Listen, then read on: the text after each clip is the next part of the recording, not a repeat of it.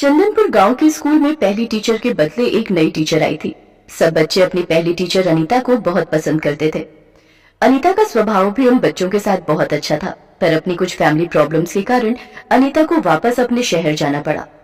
नई टीचर का पहला दिन था। बच्चे लाइन लगाकर खड़े थे। हाँ, तो मेरा नाम है मंजुलिका। क्या नाम है मेरा? सभी बच्चे मंजुलिका का नाम दोहराते हैं। उनमें से एक बच्ची निशा नाम ठीक से नहीं ले पा रही थी। ए इधर आ लड़की, क्या नाम बुलाया तूने मेरा? मंजुलिका। निशा के ऐसा कहते ही सारे बच्चे जोर से हंस पड़े। ये देखकर मंजुलिका का पारा हाई हो गया। उसने हाथ में पकड़ी डंडी जोर से निशा के हाथ पर मारी। निशा चिल्ला पड़ी और हंसते हुए बच्चे सहम गए। बड़ी हंसी आ रही थी ना? तुम सबको अभी बताती हूँ मैं। मंजुलिका सबको डंडे से बहुत पीटती है। बच्चों का रो रो कर बुरा हाल था। अगर किसी ने भी अपने घर जाकर ये कहा कि आज स्कूल में तुम सबकी पिटाई हुई है, तो फिर मुझसे बुरा कोई नहीं होगा, समझे? मंजुलिका की गुस्से से भरी लाल आंखों से बच्चे इतने सहम गए कि उनमें से कुछ बच्चों का तो बाथरूम ही निकल गया। गरीब मासूम बच्चे मंजुलिका से डर गए थे। घर जाकर किसी भी बच्चे ने स्कूल में पिटाई की बात अपने घर वालों को नहीं बताई। कान खोलकर सुन लो तुम सब। कल 10-10 रुपए स्कूल लेकर आना। अगर जो नहीं लाया फिर उसकी क्या हालत होगी ये उसी समय पता चल जाएगा। चोरी करके लाओ या फिर छीन कर लाओ या मांग कर, पर मुझे कल पैसे चाहिए। बेचारे गरीब बच्चे जिनके माता पिता मजदूरी करते थे, किसी न किसी तरह रुपए लेकर स्कूल पहुंचते हैं। पर निशा बहुत ही गरीब बच्ची थी। उसके पिता नहीं थे और उसकी माँ मेहनत मजदूरी करती थी। माँ बीमार थी, इसलिए निशा पैसे नहीं मांग पाई और बिना पैसों के स्कूल पहुंची। कहाँ है तेरे पैसे? तुझे बोला था ना कि आज पैसे लेकर आने हैं, तो क्यों नहीं लाई? टीचर, मेरी माँ की तबीयत ठीक नहीं है। घर में पैसे नहीं थे। माँ मजदूरी पर नहीं गई। मैंने माँ को बोला था, पर माँ ने कहा कि वो आज नहीं दे सकती, 1-2 दिन बाद दे देंगी। मैं आपको 1-2 दिन तक दे दूंगी टीचर जी।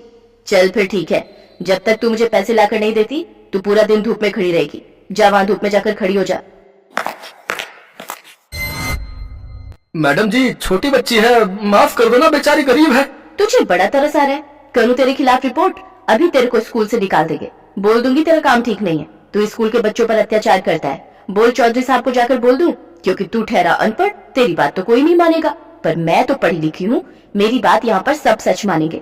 चल जा, अब मेरे लिए गरम गरम चाय लेकर आ। बेचारा गरीब चपरासी भी उस अत्याचारी टीचर मंजुलिका के खिलाफ कुछ नहीं कर सकता था। चपरासी दिनों जानता था कि मंजुलिका बहुत चालाक है, वो उसके ऊपर कोई भी गलत इल्जाम लगा सकती है, इसलिए वो चुप हो जाता है और बच्चों पर हो रहे अत्याचार सहन करता रहता है। निशा धूप में खड़ी रही। गर्मी का मौसम था। निशा की तबीयत बहुत खराब हो गई। उसे तेज बुखार चढ़ गया और वो स्कूल नहीं गई। ये बुखार की गोली समय समय पर देनी है। गर्मी का बुखार है, समय समय पर पानी पिलाना है, बच्ची को प्यासा नहीं रहने देना है, ठीक है?